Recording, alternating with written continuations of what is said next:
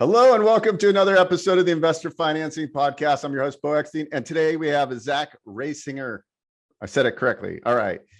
You're dialed in today, man. I can feel it. You're pumped up. Yeah, he wears many hats. He's got an amazing experience. He's bilingual, trilingual, polyglot.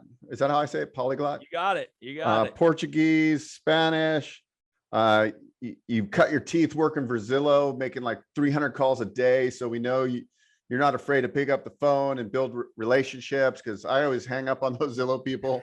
But that's amazing. I've called you a few times. No. Yes. And then you have a real estate brokerage. You've got 1031 exchange experience. You sell large commercial properties. You have business acquisition experience. You have a course that you co-created called CREProcourse.com, where you teach people aspiring. CRE Pro Course. Mostly aspiring residential agents that like, hey, I want to like get into commercial because you can get bigger checks, but they have no idea how to do commercial. So you got an amazing background. You've traveled to over 100 countries. I've only been to like 3 or 4, so I'm super jealous there. So you've kind of lived you're pretty young, so you've done this all at a young age. So you're going to bring a wealth of information to the show, and welcome. Thanks for joining us. Thank you, Beau. I appreciate it. It's great to be here. And I recognize you from TV. You're that HGTV guy, right? I recognize you, man. You know, that was 15 minutes of fame for me. Flip it to win it. To win it. I got recognized a few times, like when it was on in 2013, and I thought I was cool, but it was a good experience.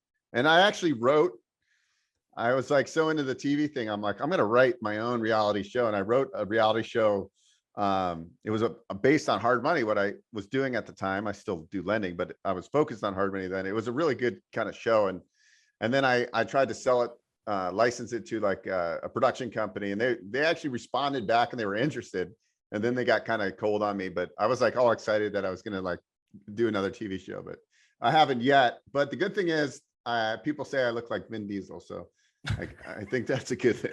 Yeah, that's what I was going to say. I was going to say the guy from Pawn Stars, but you know, either way. Yeah, no, I'd rather go Vin Diesel. Come on. Yeah, no, you're right. All right. Yeah, no, it's super good to be here, Beau. We actually have a very similar background in hard money. And the one thing that I love about your idea of the show is you're right. It's one of those things. The reason that people typically take out hard money loans is, first of all, they need to close quickly, or it's a very unique deal. And I come out of Denver, Colorado. I worked for a hard money lender, Bob Amter, who runs Montegra. He's done it for a very long time, very successful, brilliant man. He and his partner, Kim, run Montegra, and I loved working for that company. I was on the biz dev side. So I was out there trying to find unique loans. It's not the very traditional, conventional loan or anybody who can apply for something and wait. It's like, we need money now. We've got an opportunity, or we can't borrow from the bank. And one of the great parts about that was early 2013, 2015, that era was dispensaries, right? So these big dispensaries needed to borrow money or to, start up capital, but they can't borrow from a bank because it's not federally insured money with FDIC. So they would come to us and say, hey, I've got this gigantic weed farm that I want to, I need to borrow $1 million for, and I can't tell you where the money is and I can't show you my books, but why don't you lend it to me? And so I always thought those were really fun. We lent on a racetrack, guys that were creating an airport, or all of these, or airstrip, I guess you would call it, all of these unconventional projects. And day after day, people were coming to me and saying, I know this is going to sound crazy, but I need to close in 3 weeks and I've got this great opportunity. And I'm like, look, we can do it. Like, let's talk about it, because if you're willing to pay high enough interest rate, we're willing to do it. So I loved working in hard money. It's both a great combination of real estate and investing, as well as analysis and lending. And you get to know the SBA guys, like you, Beau. They get to know conventional loans or brokers, and then and if it works and it makes sense to stabilize it after the acquisition of the asset, then having those relationships is a great opportunity. The same thing with having a relationship with real estate brokers like me. I know when the deal is going to fall apart. I want it to go through. So I'm going to try to figure out for the purchaser or the buyer or the seller or whatever it is, in order to facilitate the deal, I need to have as many arrows in my sling as possible, so that I can say, oh, I know Beau, he's got the SBA loan you need, you know, or hard money, boom, this guy, you know, can help us get $50 million. I want to see it go through. So becoming a resource is really important. Inside of the commercial real estate CRE Pro course, it's available at creprocourse.com. Again, as you said, we teach agents who are brand new in commercial real estate to get their first listing, their first deal, and their first close in 6 months, which, you know, is often the hurdle that most people are trying to face, right? They're coming from residential, or they're coming from another industry, and they're like, all right, so I only have so much money set aside for the next 6 months or a year. Typically, it's been really hard to get into commercial real estate because it takes so long to close a deal, or the perception is that because you have to learn everything step by step, and it takes a long time to shadow underneath your senior agent and figure out to finally bring in your first deal, maybe a year and a half. It's the number one question that I ask when interviewing new agents, and it's the number one question that was always asked of me is, how much money do you have saved away so you can live on, you and your family, so that you're not out in front of your house with your hat in your hand at the end of the month? How much do you have to say saved away in order to hit your first listing, your first commission check? And if the answer wasn't or isn't, 6 months to a year to 18 months, historically, a year or more was always the answer I looked for. I just said, I don't want you to be falling on hard times in month 10 and make a bad decision because you need this commission. I want to make sure that you hit that cadence and you're up to speed quickly. And Beau, it's been amazing. My partner in commercial real estate, or CRE Pro course, and a legend in commercial real estate, Dan Lukowitz, who is or was the roommate of the what's he call himself, the cost seg king, who was on your show, Yona Weiss. A great interview, by the way. But his former roommate, Dan Lukowitz, and I have this course, and we teach everything there is to know about how to be a broker. So there are great financing courses out there, or financial modeling courses of commercial real estate, how to find lenders like you, Beau, or how to contact you to put you in the right lane in order to get a deal financed. But just to get to that point, what do you need to do? How do you list properties? How do you go out and prospect? How do you take those listings once they close and turn them into new deals? All the above. It's things that traditionally you've had to learn on the fly, and it's taken a really long time, but we lay it out in a very simple, proven step process. Everything, it would include the cold call script you were talking about. I was a number one cold call seller for Zillow or Trulia. Then Trulia brought me, when Zillow acquired, I moved out to Zillow. And as you said, it was just full high octane, 300 calls a day, Beau slamming the call down. No. Finally, maybe. And then that's my hook right there to say, I've got the right thing for you here. Let me show you why. I've been thinking exactly about you for this zip code or this offer. And let me tell you why, Beau, and let's make you a really rich man. So all of the above have facilitated just becoming a resource. And the thing I love the most about what you do, Beau, and what I do in the CRE Pro Coffee with Closers show that I have, and I'm going to definitely have you on for sure, Beau, is the one-to-many, right? So the one-to-many approach versus Zach calling, I have Zillow calling one at one and one and one and one. I can only talk to one person at a time, but it's just like you do on your YouTube channel here, Beau. It's a one-to-many, consume at your own leisure. If you do a good job, if you provide value, if you have great interviews and great guests on, people are going to benefit from that. And as we say in the CRE Pro course, provide value and everything else follows. So I really always suggest that the one-to-many versus the one-to-one approach, and do it via multimedia, just like you're doing, Beau. If you produce more and more, these people can view them at any time, any place. The same thing with our course. You can take the CRE Pro course 24 hours a day, 7 days a week, 365 days a year. And you can watch the videos as much as you want. And we've found that some people, it's what makes my heart full, which I didn't ever anticipate, is when somebody comes to me and they say, I've been in your course for 2 months now, and I've already closed my first deal. I didn't do anything for the first 8 months I was in this industry. I got into your course in 2 months. I'm still going through it. I'm still, I'm doing the lessons alongside of listing properties. And I just took my family to Disneyland last week. And I never thought I would be able to take my daughter to go see Mickey and Minnie. And that's just, and I say to them, it was nothing to do with me. You did all the work. I just provided the template of how to do it. But you were the one that was grinding. You had it in you. You just needed that one extra piece of motivation to get to the next level. So videos like CRE Pro course and interviews like yours, Beau, are what can get people from where they are today to where they want to be. What is your, that's awesome. First of all, I'm going to check out your course because I always like learning, and there's a lot of skills. When it comes down to it too, people have out there, if you're in sales, you have to be willing to get on the phone and talk to people, right? TTP, talk to people. That's what we get paid. That's why we get paid the big bucks. So but let them talk to you when they want to, Beau. That's I think more the point, and really more of what we were just kind of joking about with Zillow. But if I'm cold calling somebody and I don't have information for them specifically for them, I'm doing them a disservice. I'm doing me a disservice. I don't want to ever call in and say, hey, I'm just calling to check in on you. Like, great. I mean, I appreciate that, but also my time is limited. And if you don't have anything for me right now, or you don't have an opportunity for me to help you, then, call back later, or let me view your video on SBA loans and then contact you at a time that works for you and for me. And I have a list of things that I want to talk to you about. And it's just an efficiency of time. So yeah, talk to people, and you don't always need an objective, right? If it's your friend, if, Beau, you and I are friends, I'd feel comfortable calling and talking to you, finding out how your latest trip to Mexico was. But I also believe that, if you're talking about business and you're calling to offer somebody something, or you're calling to ask for their services, come prepared to the call, to the conversation. When you talk to people, TTP, I like that. Yeah. Come in with some valuable information for them. Yes, exactly. That's great insight.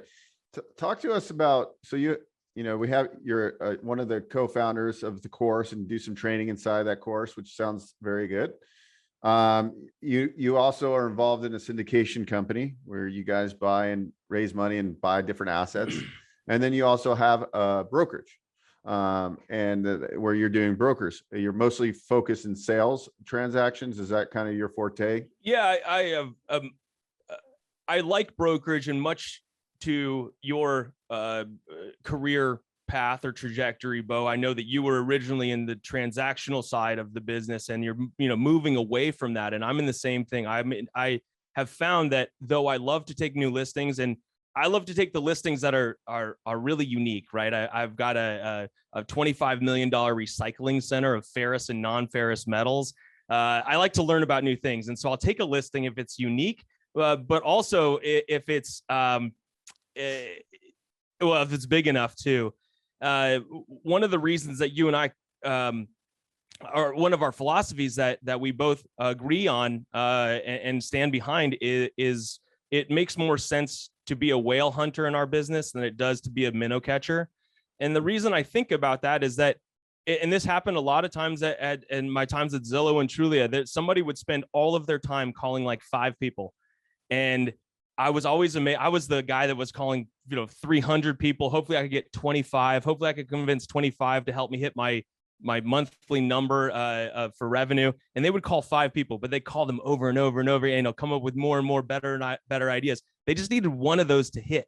And I asked my father, who's a commercial real estate broker, and he's been in the business for 45 years now with the same company for 40. And I said, what's your philosophy on that? He said, I like to do as little work as possible and get paid as much as possible. And he said, that's what I have all of my juniors do. I said, be a whale hunter, go after the really big deals, because there's less competition there when you think about it. There's a lot of people going after the really small deals, but there's only so many people who are gutsy enough to go after the really big deals. And I said, that makes a lot of sense to me. So I started hunting after those big whale deals. And the more of those that I got, the more opportunities that opened up, the more fun I was having, and the more I was learning.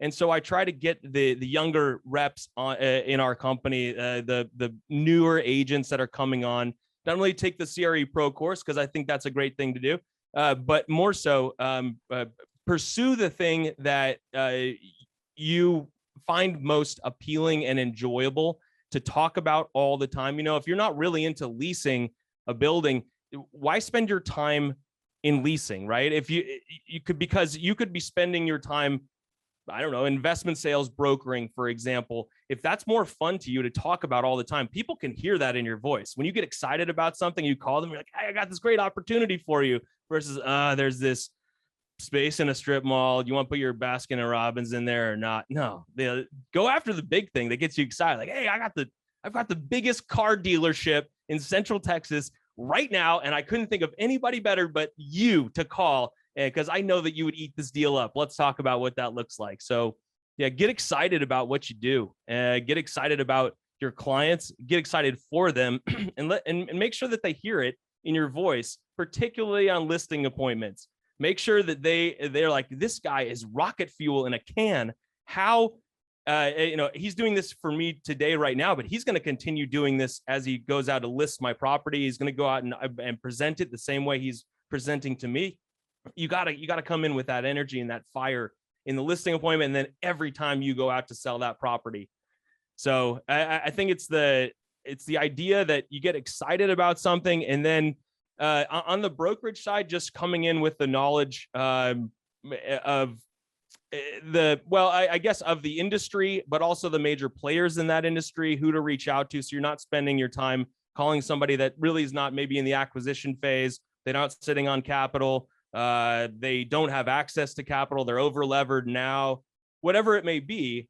Think about who your ideal customer is, and then position your listing so that it sings to their song, right? So that it harmonizes with what they're trying to do, and present it in that fashion, more selectively, less times, but more poignantly when you do present it. You're listening to the Investor Financing Podcast. We'll be right back after this break. Hello, Beau here, host of the Investor Financing Podcast. Are you a lender, real estate professional, or vendor that provides products or services within the real estate investing and business owner space? We are offering a few sponsorship opportunities to get in front of a highly targeted audience. If you're interested, please click the link below for further information. We look forward to talking with you. Thanks. Make it a great day. Can you talk a little bit about opportunity zones? I always hear about opportunity zones. What's the benefit for the people that invest in opportunity zone type projects? Great question, Beau. So you and I spend a lot of time in the real estate world, and if you buy or sell real estate, you have the opportunity currently to reinvest that money in a 1031 exchange. We'll identify properties and then move forward after the purchase of those properties and you mitigate or you delay the capital gains tax, or defer it rather. But there's capital gains on other things too: stocks, bonds, cryptocurrency. That Porsche that you bought 5 years ago, Beau, and is now a collector's item, and you want to sell it. Well, the difference between what you bought it for and what you're going to sell it for, or what you do sell it for, is capital gains. And the government, as you know, taxes that pretty heavily. So in order to mitigate that, they have opened up. This happened, I guess, about 5 years ago now.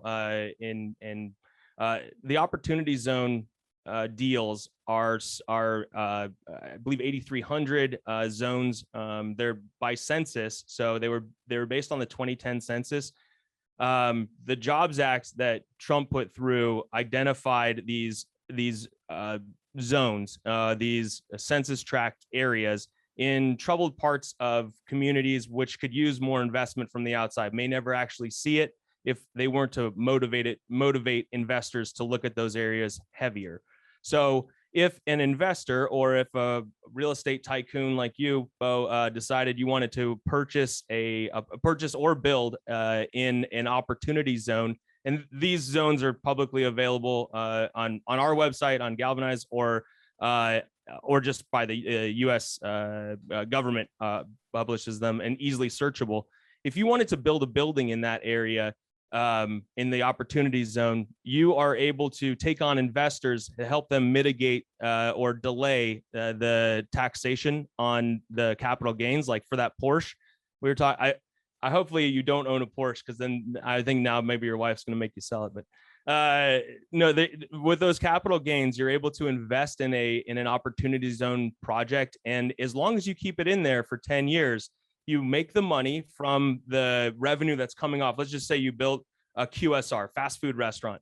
You make the money from not only the revenue that's coming off of the QSR, so that your Burger King is paying you every month or every quarter or every year.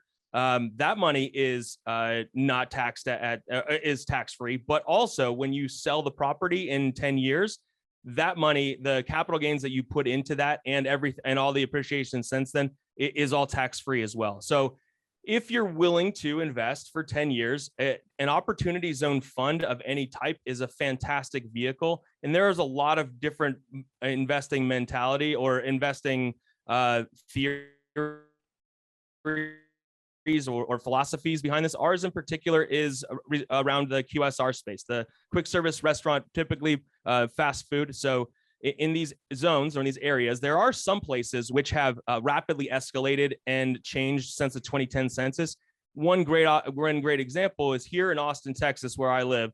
In 2010, Austin wasn't the thriving, booming metropolis that it is becoming today. In fact, half of the city on the other side of the tracks or on the other side of the highway on the east side was really just run down, and it was dangerous. And now it's got a Whole Foods and all the cool hipster bars, but all of that area was designated as an opportunity zone. So the people that are investing and have invested there over the last 5 years, and maybe they started their fund 5 years ago, they've got another 5 years, and all of that money will then be tax-free for them. So it depends on where you want to invest and where the market has gone since that 2010 census. But if you look for areas which have rapidly escalated or appreciated, those are great opportunities to invest in an opportunity zone. We don't do that as much. We look for more main corners in the still emerging areas, because looking at something that has appreciated already, you want to invest before it's trendy, before it's hot. And the way that we do that is by putting it reminds me of you're in Las Vegas, right? It's putting the markers on as many different numbers as possible at the roulette wheel, and then it spins around. And I feel that if I have more opportunities to invest in more opportunity zones, my probability of hitting on at least one of those is better than if I were to stack it all on one number, primarily for our investors. And that's what we're always trying to do in syndication, is protect the investors' money. That's the number one goal. Is what Warren Buffett always says, is the number one goal is to protect the money. And the second goal is to remember the first goal.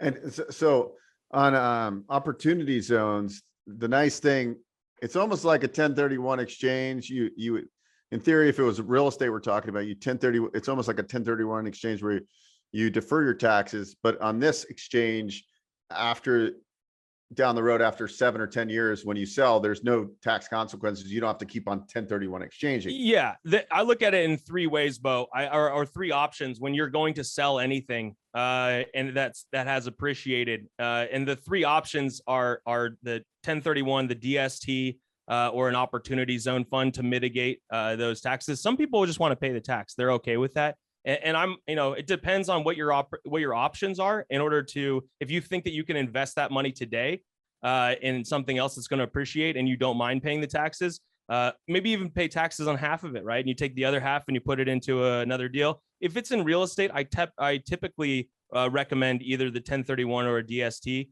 But if it's not, if it's cryptocurrency and you just crushed it, you bought Bitcoin at $3 and now it's at $67, you're going to have to pay capital gains on that, I believe, on that today. Again, not an attorney, not an accountant, as we always say. But if you have capital gains that you're going to have to pay, I think it's better, and you're going to invest for generational wealth.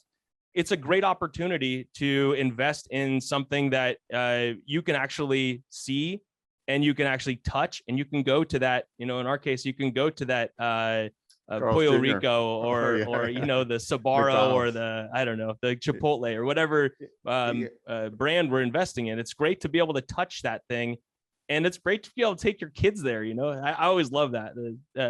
Dad owns this. That's kind of cool. I just invested $500 last night, big spender, but sometimes I go on Republic where you can there's the crowdfunding. And so there's a company, a coffee company, they have 70 locations in Mexico. And it was founded in Jalisco, where my wife's from. So I was like, oh, okay, I'm going to put $500 into this. And they're raising capital is because they're going to expand 200 locations in California. So anyways, I love what you're doing there. Not only investing in a company from where your wife is from, and that I'm sure helps you because you learn more about Jalisco, you learn more about business in Jalisco, you learn more about what their philosophy is. And I always teach people or tell people in the CRE Pro course that we not only have the course, but we have one-on-one mentorship. And they say, how can I understand this deal more? And I said, just take $100 and go to Fundrise and put $100 into something, but make sure you put it in, and then come back to me in a month and tell me how it did. And they said, well, what do I put it in? I said, I don't know. Look at all of the funds where you can put $100 and tell me in a month why you put it there. And they spend all this time, it's just $100, right? It doesn't seem like a big deal, but they want to show that they're competent enough and that they bet right. And so they'll look at all the small coffee companies, and they stay away from the really big, like the BlackRock stuff, because that's, it's a good investment, but it's a long-term investment. If you have a month to show some appreciation on the $100 and they have to justify why that is or why it did it, they're going to do all this research on it and learn so much about these companies. And through that, I find that when you start doing that research, whether it pays off or not, you gain a new skill set, and you may find a niche that, as you look there, but you're like, oh, these guys could be up here in Vegas, or they could be in San Francisco, or this is a great mix for them because there's a Hispanic or a Mexican population in this part of the country, and they would love something from Jalisco. I mean, it would be the same if I found if I was living in Jalisco and I saw an Austin-based coffee company. I'd be like, yeah, I'm going there. That's cool. This is something different and unique and something that I identify with. So I think that's pretty cool. And I heavily suggest that anybody does that. You don't need $100 or you don't need $500 like Big Spender Beau, but put something into it, right? Put something into the investment and learn something new. And who knows? You could hit the jackpot, and you could be thinking to yourself, in 5 years, you could call me and, hey, Zach, I've got all of this capital gains. Remember that $500 I put down on Coffee Co? Yeah, Jalisco Coffee is blowing up right now, and everybody knows it's on every corner. It took out Starbucks last week. Amazing. I don't know what to do with all this money. I don't want to pay taxes on it. Do you have a deal for me? Yes, I do, Beau. So that $500 could be the next investor in the Opportunity Zone Fund in 5 years. And that's why it's great to interview people like yourself, because first of all, I'm getting a better understanding of opportunity zones. Second of all, I'm learning about QSRs, quick service restaurants. That's important too, because that could be a food group that I invest in the future. Or, if I ever get into real estate, commercial sales or whatever. I've been a California real estate broker, sold a lot of houses, but I don't know if I'll ever do commercial sales, but I am licensed. So if a deal falls on my lap, maybe I will put it together and get a commission at some point in my life, because why not? And especially if it's a whale. Yeah, there you go. So it's good to have an accidental whale hunter. Is that you just coined the term? You threw a harpoon and accidentally hit the biggest whale in history. Well, there's no bet. I have a PO box where I get most of my business mail. So when I get commissions and stuff, and I drive there, and I love when I'm getting a commission check, and I get my mail, I get it back into my car, and I love opening the envelopes and getting these checks. It's such a darn good feeling getting a check and going, wow, most people need to work a 9 to 5. Now, granted, when you're self-employed and you're in a transactional commission-based business, you're working a 9 to 9, a 10 to 9 or something. But it feels good to get commissions. It really does. It's just there's no other feeling especially when the deal goes super smooth, and that's a rarity, but no idea what you're talking about. Yeah. It's just please explain this concept further. There's a non-hairy deal, a non-hairy loan, a non-hairy, I like that. You're right. I think we would all like a frictionless transaction. And of course our clients would all love that too. But I think the more so, Beau, we get paid for, and I know you in particular get paid for this, is being a problem solver, right? If everybody was doing it, you wouldn't be getting the money that you are to facilitate the transaction, right? If everybody knew how to connect A and B seamlessly, there wouldn't be as much value placed on what we do for a living. So I believe that our value is to bring new concepts, new ideas, solve problems, do it efficiently, and act as a somewhat of a barrier between as brokers of anything, act as like a filtration or a barrier, a buffer system between the emotions that sometimes our clients feel, and giving them a check every once in a while and say, is this really what you want to do? Because this is what, this is how it's going to come off on the other side. And it's hard sometimes for somebody in the first person to think about what the other side of the transaction is thinking about. And that's a lot of times we get paid to do, to say, this gesture that we're making it reverberates further than what you think, and here's how they're going to perceive it. And a lot of times I didn't even think about that. Of course, that's why they're angry, or that's why they're excited, or whatever it is, because they don't think about it's hard to think about it from a third party perspective. So we create that buffer, we create that confidence, or we become a confidant, and people, I think, value that, because not only do they have a buffer to say, hey, we're about to do this is okay, but more so of, hey, if you put yourself in that perspective of the other side of the table, what's their reaction going to be? What would your reaction be if you were on the other side of the table? So I think a lot of times that's really what we're getting paid for. And if you can do it seamlessly, Beau, then you're just doing a great job. And it's just you're making it look easy, but we all know it's not as easy as we make it look sometimes. So doing, as you said, investing in yourself and books and courses and just learning new things is really important. And I love to see that you do that, and that you're constantly investing in yourself, because that's the most important part of being a skilled problem solver, is just learning new things and bettering yourself. And I love to see you do that, Beau. Thank you so much. And the great thing too,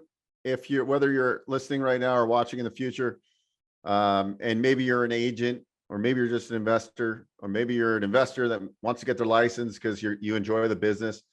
But the beautiful thing about this business is that you just keep on stacking. You're stacking knowledge. And then if you're just, sorry, I don't mean to say just an agent, but if you're a real estate agent right now and you want to get into commercial, the end goal, I always tell people, listen, we're usually 1099 as brokers. And we don't have any retirement. The idea to be behind about getting into this business, this transactional business, is to ultimately own real estate. That's going to be our reoccurring revenue. That's going to be our 401k. And it should be way more than whatever your stocks and 401k is going to look like. So that's why I got into real estate, because I knew I wanted to own it and I wanted to learn how it works. And there's so many components like QSRs deals and large recycling deals that, you're going to understand how these businesses, like this business makes millions of dollars a year, and you don't even think about a recycling business. And so you're just constantly educated. You learn about investing. That's what's a beautiful thing about what we do. But not only that, is you get to understand what's a good deal and what's not a good deal, right? For most of and I'm in these investment clubs, right? The people that are software sales and they're doing other things, and they say, is this a good deal or not? I mean, I understand the cap rate is, I understand what the IRR is, but is it a good deal or not? And I now know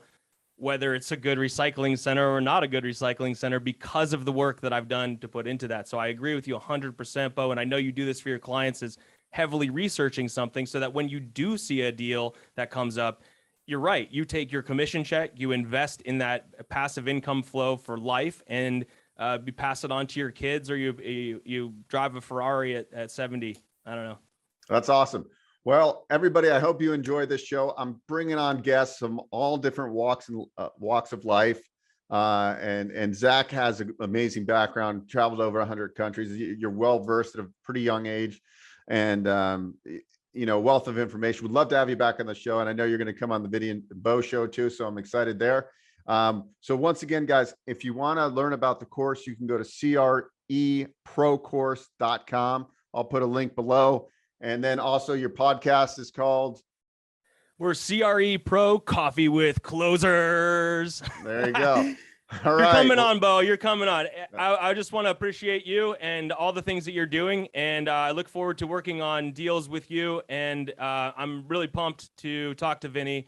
on your show. So tune in for that one as well. All right. Thank you so much. And thanks everybody. And we'll see you on the next episode. Don't forget to like and subscribe so we can bring on other guests that want to share their knowledge with us. So thanks so much, everybody.